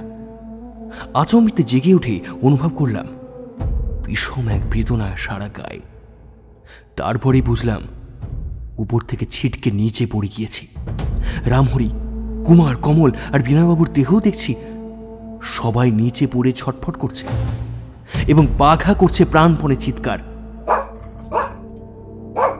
হতভম্বের মতন উঠে বসে আর এক সত্য উপলব্ধি করলাম, ট্রেন চলছে না। খুটখুটে অন্ধকারে বাইরের দৃশ্য বিলুপ্ত। সঙ্গে সঙ্গে শুনতে পেলাম বহু লোকের চিৎকার। বিনয়বাবু চেঁচিয়ে বললেন, বিমল, বিমল, অ্যাক্সিডেন্ট, অ্যাক্সিডেন্ট! বিমল, বিমল, তোমার কপাল দিয়ে তো রক্ত পড়ছে। আমি তাড়াতাড়ি জানলার কাছে গিয়ে মুখ বাড়িয়ে দেখলাম ঝুপঝাপ করে বৃষ্টি পড়ছে এবং গাড়ি যেখানে স্থির হয়ে দাঁড়িয়ে আছে তার পাশেই আবছায়ার মধ্যে দেখা যায় একটা উঁচু পাহাড়। দূরে গাড়ির বাইরে ছোটাছুটি করছে কতগুলো আলো, গোলমাল আসছে সেই দিক থেকেই। তারপরই কামরার পর কামরা দরজাগুলো দুমদাম করে খুলে রেলপথের উপর নেমে পড়তে লাগলো তলে তলে যাত্রী। ব্যাপার কি? এই অস্থানে কেন হঠাৎ গাড়ি থামলো? আলো নিয়ে জলে ভিজেই বা এত লোক কেন ছুটোছুটি করছে? পৃথিবীকে সশব্দ করে অন্ধকার আকাশ থেকে বৃষ্টি ঝরছিল এবং কামরার জানলা দিয়ে বেরিয়ে পড়া আলোক রেখার মধ্যে সেই ঝরা জল উঠছিল একেবারে চকচক করে। কিন্তু দেখতে দেখতে বৃষ্টির তোড় কমে এলো। আমি তাড়াতাড়ি বর্ষাতি বার করে পড়তে লাগলাম। বিনয়বাবু আমাকে শুধুলেন, বিমল, বিমল, তুমি কি বাইরে যাচ্ছ? হ্যাঁ, আপনারাও আসুন, কামরায় কেবল রামহরি থাক বলেই আমি রিভলভারটাও বার করে পকেটের ভেতর রাখলাম। ও কি, ওটা নিয়ে আবার কি হবে? সাবধানের মার নেই, নিয়ে রাখি। নিতে চাও যখন তা নাও। সবাই সশস্ত্র হয়ে কামরা ছেড়ে বাইরে যখন বেরোলাম তখন ট্রেনের প্রত্যেক কামরা থেকে ভীত যাত্রীরা বেরিয়ে এসে প্রকাণ্ড জনতা সৃষ্টি করেছে। ট্রেনের অনেক কামরার ভিতর থেকে আর্তনাদ আর শিশুদের কান্নাও শোনা যাচ্ছে। অত্যন্ত আচমকা ট্রেনের গতির ঊর্ধ্ব হওয়াতে হয়তো বহু লোক চোট খেয়েছে অল্প বিস্তর। দূরের আলোকগুলো লক্ষ্য করে ভিড় ঠেলে আমরা দ্রুত পদে এগোতে লাগলাম। যথাস্থানে উপস্থিত হয়ে দেখলাম ট্রেনের ড্রাইভার, গার্ড এবং আরও কয়েকজন কর্মচারী রেল লাইনের উপরে হেঁট হয়ে দাঁড়িয়ে কী সব পরীক্ষা করছে। সেই সময় এক শাহির যাত্রী এসে প্রশ্ন করাতে গার্ড বলল, আরে মশাই, কারা এখানে গাড়ি উল্টে দেওয়ার চেষ্টা করেছিল? এই দেখুন, লাইনে দুটো রেল একেবারে খুলে সরিয়ে ফেলেছে। আরে ভাগ্যের ড্রাইভার সতর্ক ছিল, তাই ব্রেক কষে কোনো রকমে শেষ মুহূর্তে গাড়ি থামিয়ে ফেলতে পেরেছে। আগে যে কি হতো! ওদিকে রেলপথের দিকে তাকিয়ে দেখে আমার সর্বাঙ্গ শিউরে উঠল। ট্রেন থেমে পড়েছে লাইনের ভাঙা অংশের মাত্র হাত কয়েক আগে। চালক যদি দেখতে না পেত তাহলে এই শত শত পুরুষ, স্ত্রী এবং শিশুতে পরিপূর্ণ দ্রুতগামী মেল ট্রেনের অবস্থা কি যে ভয়ানক হতো সেটা ভাবলেও স্তম্ভিত হয়ে যায় বুক। অনেকে কৃতজ্ঞতায় উচ্ছ্বসিত হয়ে ছুটে গিয়ে সাদরে ড্রাইভারের করমর্দন করে তাকে ধন্যবাদ দিতে লাগলো। হ্যাঁ, নিশ্চয়ই সে ধন্যবাদের পাত্র। তার দৃষ্টি তীক্ষ্ণ না হলে এতক্ষণে হয়তো আমাদের সমস্ত সম্পর্ক লুপ্ত হয়ে যেত মাটির পৃথিবীর সঙ্গে। বেঁচে থাকলেও হয়তো হাত বা পা হারিয়ে চিরজীবনের মতন পঙ্গু হয়ে দিন কাটাতাম। মৃত্যুর চেয়ে সে অবস্থা বড়ই ভয়ঙ্কর। বিমল, এ কাজ কার? এর মধ্যে ছুঞ্ছুয়ের হাত নেই তো? মাঝে মনে পড়ল গোলমালের ছুঞ্চির কথা তো ভুলেই গিয়েছিলাম। কুমারের মুখে তার নাম শোনা মাত্র আমার সারা মন চমকে উঠল। বিনয়বাবু ঘাড় নেড়ে বললেন, না না, অসম্ভব।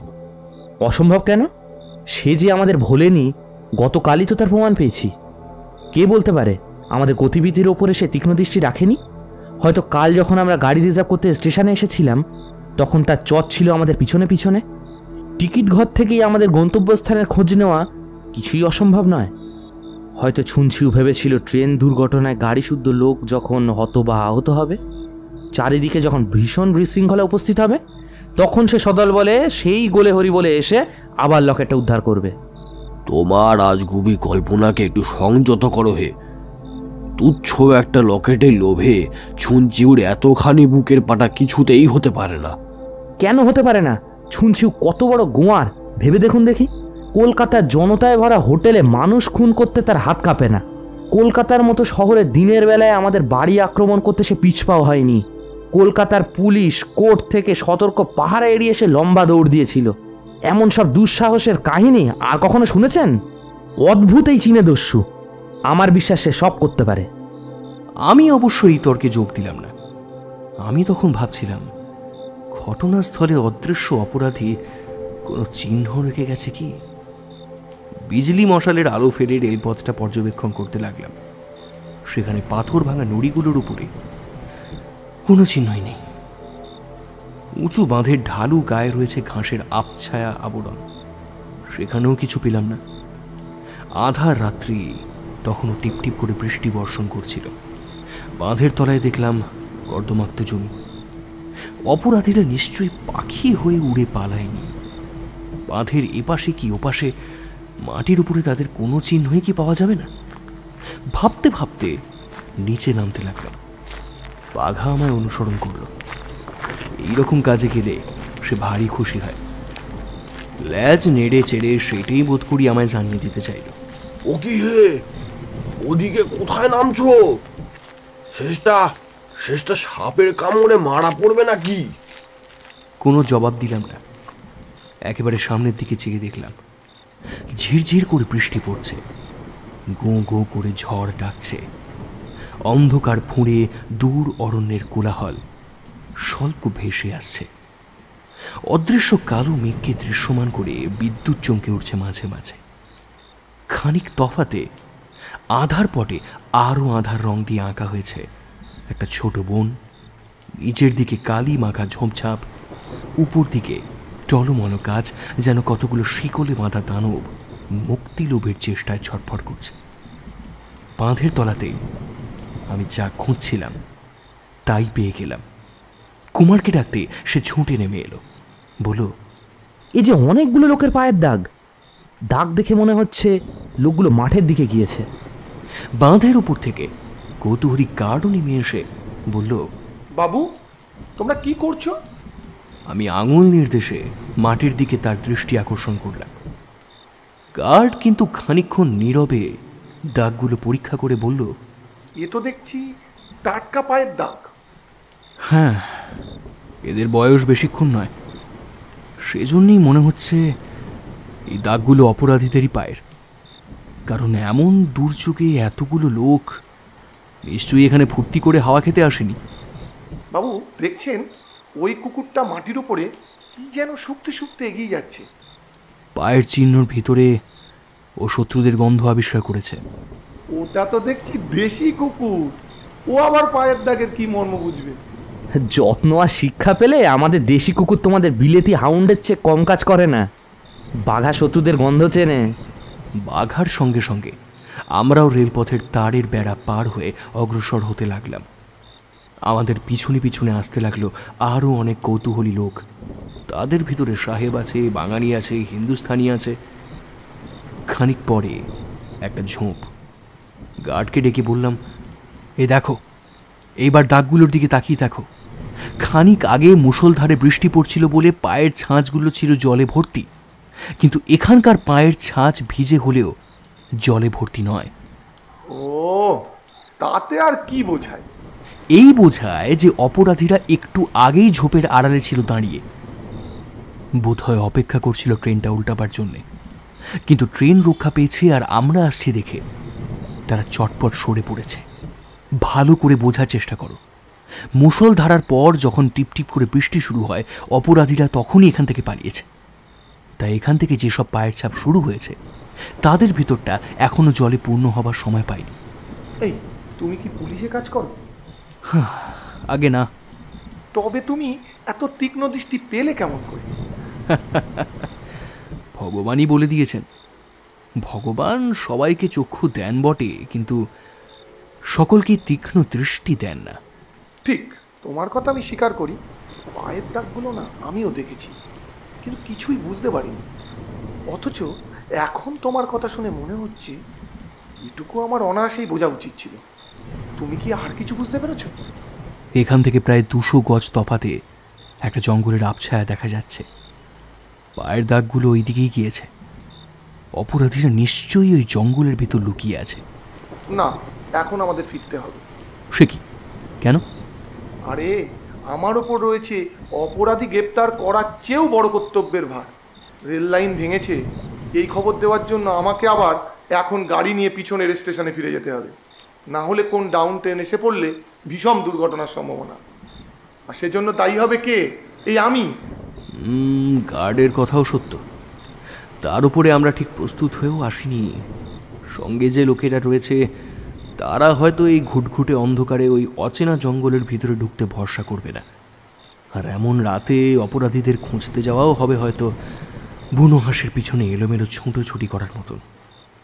খুব সম্ভব তাদের খুঁজে পাবো না। আর খুঁজে পেলেও শুনছিও আর তার দলবলকে গ্রেপ্তার করা বড় চারটিখানি কথা তো নয়। হয়তো তারা দলে বলে আরও ভারী, আরও সশস্ত্র। ইয়াহ পলায়তি সজীবতী। সেকালে কোনো বুদ্ধিমান বাঙালিও বলে গেছেন, আপনি বাঁচলে বাপের নাম। আমরা হচ্ছে পিতৃভক্ত পুত্র। বাপের নাম করবার সুযোগ পাবো বলেই তো পৈতৃক প্রাণটা রক্ষা করা দরকার। কিন্তু কুমার, বাঘা বোধ হয় পশু বলেই পৈতৃক প্রাণের মর্যাদাটা বুঝছে না। ওই দেখো, সে আবার বনের দিকে এগিয়ে যাচ্ছে। বাঘা খালি এগোচ্ছে না, উচ্চ স্বরে ঘেউ ঘেউ চিৎকারও করছে। তার ওরকম চিৎকারের অর্থ আমি বুঝি।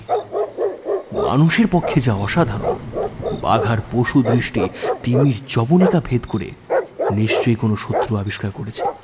বাঘা ফিরতে রাজি নয় দেখে কুমার দৌড়ে গিয়ে তার বাকলস চেপে ধরল, কিন্তু তবু সে বাঘ মানতে চাইল না। বারবার জঙ্গলের দিকে ফিরে ফিরে দেখে আর কুমারের হাত ছাড়াবার জন্য টানা হেঁচড়া করে। তার ক্রুদ্ধ চোখ একেবারে জ্বলছে, আগুনের ভাটার মতো জ্বলছে। ওদিকে তাকিয়ে আমিও কিন্তু খানিক দেখলাম। বৃহৎ বৃহৎ বৃক্ষ নিজের বাহু আকাশে আন্দোলিত করে জঙ্গল করছে মর্মর হাহাকার। তবে এই সন্দেহটা বারংবারই মনের মধ্যে জাগতে লাগলো যে ওই অন্ধকার কেল্লার ভেতরে যারা গিয়ে আশ্রয় নিয়েছে, আমাদের অস্তিত্ব সম্বন্ধে তারা একটুও অচেতন নয়। ঝোপঝাপের ফাঁকে ফাঁকে নিশ্চয়ই জাগ্রত হয়ে আছে তাদের হিংস্র চক্ষুগুলো। গার্ড বলল, আর দেরি নয়, সবাই ফিরে চলো। ধুর, একটা নতুন অ্যাডভেঞ্চার একেবারে মাঠে মারা গেল দেখছি। চুপ করো দেখি। একে মনসা, তাই ধুনোর গন্ধ। হঠাৎ বাঘা জঙ্গলের দিকে চেয়ে একেবারে যেন হন্যে হয়ে চেঁচিয়ে উঠল। কুমার আর তাকে ধরে রাখতে পারে না। আশ্চর্য, কুকুরটা হঠাৎ এমন করছে কেন? তার প্রশ্নের উত্তর এলো জঙ্গলের দিক থেকে। আচম্বিতে অন্ধ রাত্রিকে কাঁপিয়ে গুড়ুম গুড়ুম করে দুবার বন্দুকের আওয়াজ এলো। চোখের উপরে জুলেই নিভে গেল দুটো বিদ্যুতের চমক। যে কৌতূহলী যাত্রীগুলো আমাদের পিছু নিয়েছিল তারাই এখন সভয়ে প্রাণপণে দৌড় মারল একেবারে রেলপথের দিকে। আমাদের চারজনের সঙ্গে দাঁড়িয়ে রইল খালি গার্ড এবং একজন সাহেব। কুমার, কুমার, ওই ঝোপের আড়ালে চলো শিগগির। ঝোপের পাশে গিয়ে গার্ড উত্তেজিত স্বরে বলল, বাবু, বাবু, ওরা কি আমাদের আক্রমণ করতে চায়? করতে চায় কি? আক্রমণ করেছে। ওই দেখো, জঙ্গলের দিক থেকে কতগুলো সাদা কাপড় পরা মূর্তি ছুটে আসছে। আমি রিভলভার বার করে চেঁচিয়ে বললাম, দেখেছেন বিনয় বাবু, সঙ্গে কেন অস্ত্র আনতে বলেছিলাম? ভাই বিমল, আমাদের পৈতৃক প্রাণগুলো এ যাত্রায় বোধহয় আর শোনে দৃষ্টি এড়াতে পারলো না। একটা ঝোড়ো দমকা হাওয়া আচমকা জেগে হুঙ্কার দিয়ে উঠল। সঙ্গে সঙ্গে টলমলো গাছগুলো কেঁদে উঠল আরো বেশি উচ্চস্বরে। তারপরেই আবার এলো ঝেঁপে বৃষ্টি, তার সাথে প্রচণ্ড বজ্রপাত। একে মেঘে কাজল মাখা রাতের অন্ধকার, তার উপরে সেই ঘন বৃষ্টি ধারার পর্দা। চোখ আর এদের ভেদ করে এগিয়ে যেতে পারল না। শত্রুরাও নিশ্চয়ই এখন আমাদের দেখতে পাচ্ছে না। যে সাহেবটা শত্রুদের বন্দুকের ভয়ে পালায়নি, সে বলল, স্যার, স্যার, আমি এখন কি করব? তুমি কি নিরস্ত্র? নো নো নো, আমার কাছে রিভলভার আছে। তার মুখের কথা শেষ হতে না হতে আবার শোনা গেল দুটো বন্দুকের শব্দ। কিন্তু সে হচ্ছে লক্ষ্যহীনের বন্দুক। গুলি যে কোন দিকে ছুটল আমরা তা টেরও পেলাম না। বন্দুকের শব্দ খুব কাছে এসে পড়েছে। ওরা বন্দুক ছুটছে আমাদের ভয় দেখাবার জন্যে। এই সুযোগে দৌড়ে আমাদের গাড়ির দিকে যাওয়া উচিত। আরে বিনয় বাবু, পিছনে সশস্ত্র শত্রু নিয়ে গাড়ির দিকে দৌড়াতে গেলে বিপদের সম্ভাবনা আছে। অন্ধকার বিদীর্ণ করে আকাশের বুকে জ্বলে উঠল একটা সুদীর্ঘ বিদ্যুৎ, এবং তারই আলোকে দেখা গেল খানিক তফাতে একদল লোক দ্রুত পদে অগ্রসর হচ্ছে। গার্ড একেবারে ত্রস্ত স্বরে পড়ল, ওরা ট্রেনের দিকে যাচ্ছে, ওরা ট্রেনের দিকে যাচ্ছে। ওরা ভাবছে আমরা এখানে নেই। কি সর্বনাশ! ওরা কি ট্রেন আক্রমণ করতে চায়? বিমল, ওদের দেখা যাচ্ছে, ওদের নাগালের মধ্যে পেয়েছি। এইবার ওদের বাগে পেয়েছি। ছোড়ো রিভলভার। আর প্রায় একই সঙ্গে আমাদের পাঁচটা রিভলভার গর্জন করে উঠল, এবং পর মুহূর্তেই জাগলো একটা বিকট আর্তনাদ। আবার ডাকলো বাজ, আবার চলল বিদ্যুৎ শিখা, এবং আবার গর্জন করলো আমাদের রিভলভারগুলো। আমাদের পাঁচটা রিভলভার আরেকবার চিৎকার করে উঠল। রাত্রের শরীরী অভিশাপের মতন অস্পষ্ট মূর্তিগুলো আবার মিলিয়ে গেল অন্ধকার এবং বৃষ্টিধারার অন্তঃপুরে। বাঘার উৎসাহিত গর্জনে কান পাতা দায়। ভাগ্যে কুমার তাকে সজোরে নিজের দুই হাঁটুর ভিতর চেপে বাঁ হাতে তার বাকলস টেনে ধরেছিল, নইলে এতক্ষণে নিশ্চয়ই সে শত্রুদের মাঝখানে গিয়ে ঝাঁপিয়ে পড়ত। কমল আহ্লাদে নৃত্য করতে করতে বলল, জয় আমাদের জয়! বৎসগণ, ভেবেছিলে ফাঁকটালে করবে কেল্লা ফতে। ঘুঘু দেখেছো, ফাঁক তো দেখনি। আর ঠিক তখনই কমলের একটা হাত ধরে বিনয়বাবু তার নৃত্যোচ্ছ্বাস থামিয়ে দিলেন। আমি নিচু স্বরে বললাম, এই হচ্ছে সরে পড়বার সুযোগ। সবাই সবাই ট্রেনের দিকে ছোটো।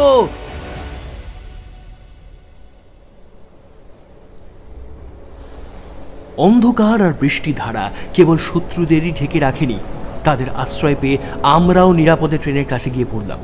যাত্রীরা কেউ বাইরে ছিল না। বন্দুক আর রিভলভারের শব্দ লুপ্ত করে দিয়েছে তাদের সমস্ত কৌতূহল। প্রত্যেক কামরার দরজা এবং খড়খড়িগুলো বন্ধ করে দিয়ে তারা হয়তো তখন ইষ্ট দেবতার নাম জপ করছিল।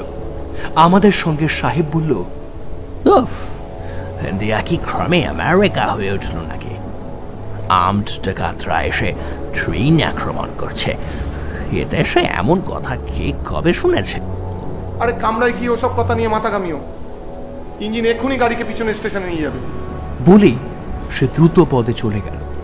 এমন সময় হঠাৎ উপরি উপরি আরো কয়েকবার বন্দুকের আওয়াজ শোনা গেল, এবং কাঠ ফাটা শব্দ শুনে বুঝলাম একটা গুলি ট্রেনের কোনো কামরার গায়ে এসে লাগলো। ডাকাতরা কি আমাদের উদ্দেশ্য ধরে ফেলেছে? তারা কি আবার আমাদের আক্রমণ করতে আসছে? অন্য ক্ষেত্র হলে আমরা এইখানে দাঁড়িয়ে আবার তাদের উচিত মতন অভ্যর্থনা করতাম। কামরার ভিতরেই আছে আমাদের অটোমেটিক বন্দুকগুলো। তাদের প্রত্যেকটা মিনিটে 35টা গুলি বৃষ্টি করতে পারে। সেইগুলো হাতে থাকলে আমরা 5 জনে 200 শত্রুকেও বাধা দিতে পারি। কিন্তু সেই সময় পেলাম না। দূর থেকে বেজে উঠল গার্ডের বাঁশি। গাড়ি ছাড়তে আর দেরি নেই। টর্চের আলো ফেলে তাড়াতাড়ি আমাদের কামরা আবিষ্কার করতে বাধ্য হলাম। কোনো রকমে গাড়িতে উঠে পড়বার সময় মাত্র পেলাম। গাড়ি ছাড়বার সঙ্গে সঙ্গে মাঠের ভিতর থেকে ভেসে এলো একটা কোলাহল। সে হচ্ছে মুখের গ্রাস পালিয়ে গেল দেখে ডাকাতদের হতাশার চিৎকার।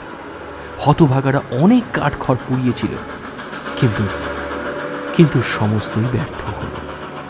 ট্রেন পিছু হেঁটে চলেছে। তার গতি খুব দ্রুত নয়। আমাদের কামরার ভিতরেও ঘুটঘুট করছে অন্ধকার। ছি রামহরি, ছি! তুমি ভয়ে আলো নিভিয়ে অন্ধকারে ইঁদুরের মতো লুকিয়ে আছো। মোটেই নয় কুমার বাবু, মোটেই নয়। একবার আলোটা জ্বেলেই দেখো না। কমল আলো জ্বালল। এ কি? বিপুল বিস্ময় দেখলাম কামরার মেঝের উপরে শুয়ে রয়েছে রামহরি। তার হাত পা দড়ি দিয়ে বাঁধা। বিস্ফারিত চোখে তার দিকে তাকিয়ে বললাম, হ্যাঁ রামহরি, এ কি ব্যাপার?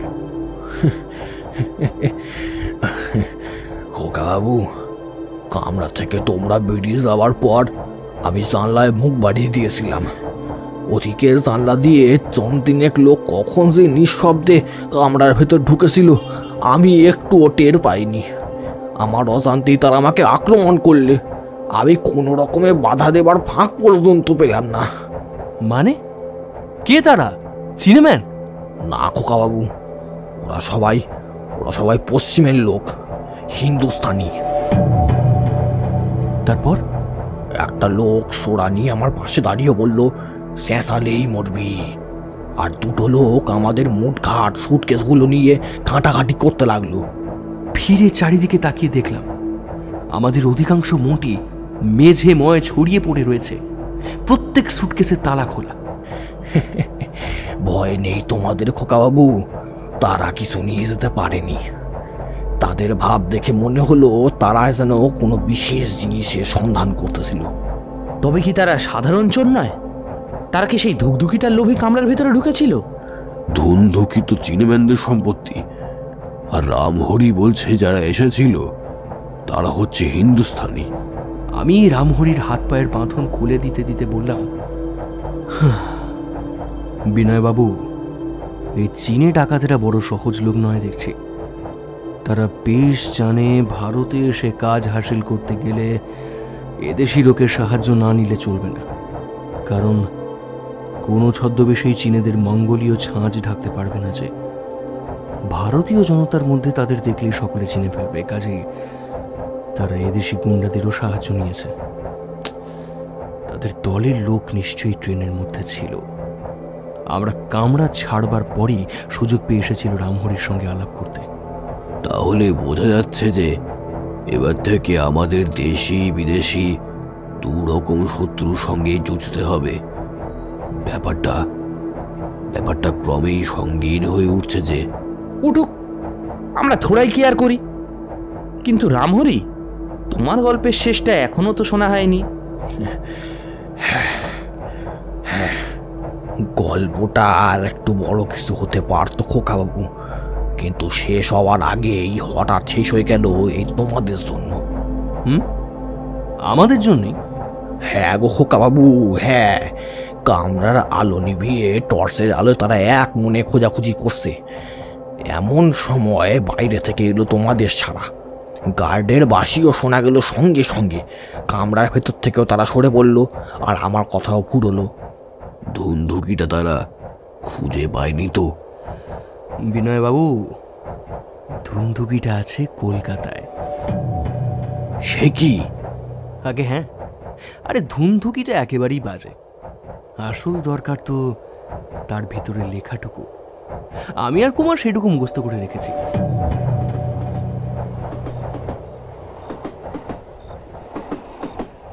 আরও খানিকক্ষণ পরে ট্রেন এসে স্টেশনে ঢুকে বিষম চাঞ্চল্য সৃষ্টি করল। চারিদিকে মহা হইচই, লোকজনের ছুটোছুটি। রামহরিকে নিয়ে আমরাও গাড়ি থেকে নেমে পড়লাম। গার্ড আর পুলিশের সঙ্গে ট্রেনের প্রত্যেক কামরা তন্ন তন্ন করে খুঁজে দেখলাম, কিন্তু রামহরি সেই 3 জন লোককে কোথাও আবিষ্কার করতে পারল না। নিশ্চয়ই তারা মাঠের মধ্যে নেমে গিয়েছে। সকালবেলায় একদল পুলিশের লোক ঘটনাস্থলে গেল তল্লাশ করার জন্য, কিন্তু মাঠ, জঙ্গল আর আশেপাশের গ্রাম খুঁজে অপরাধীদের কাউকেই পেল না। আমার বিশ্বাস তারা কোনো পাহাড়ে উঠে আত্মগোপন করেছে। যথাসময়ে লাইন মেরামত হলো, ট্রেন আবার ছাড়ল। দিন রাত যক্ষপতি রত্নপুরীর সমুজ্জ্বল স্বপ্ন দেখতে দেখতে আমরা ক্রমেই এগিয়ে চললাম ভারতের উত্তর সীমান্তের দিকে।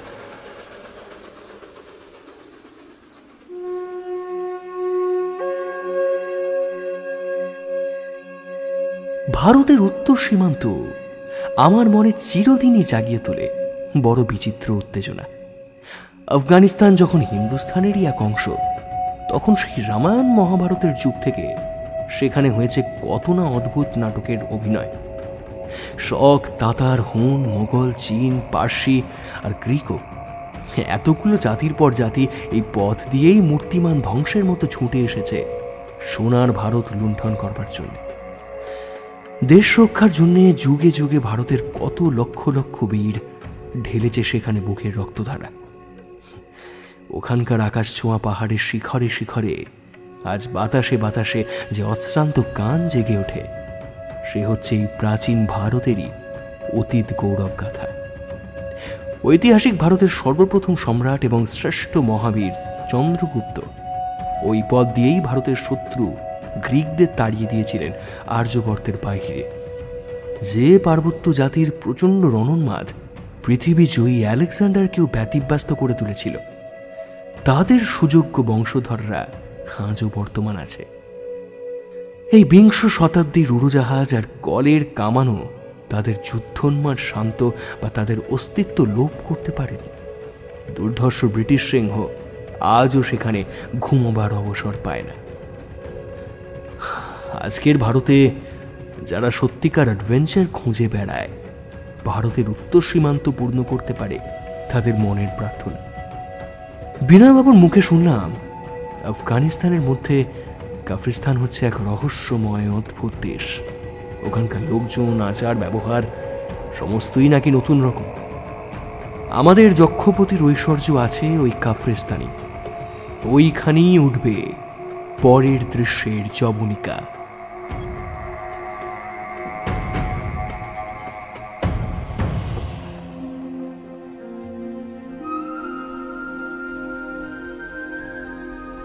শুনছিলেন যক্ষপতির রত্নপুরী প্রথম পর্ব। কেমন লাগলো আজকের গল্প জানাতে ভুলবেন না কমেন্ট বক্সে।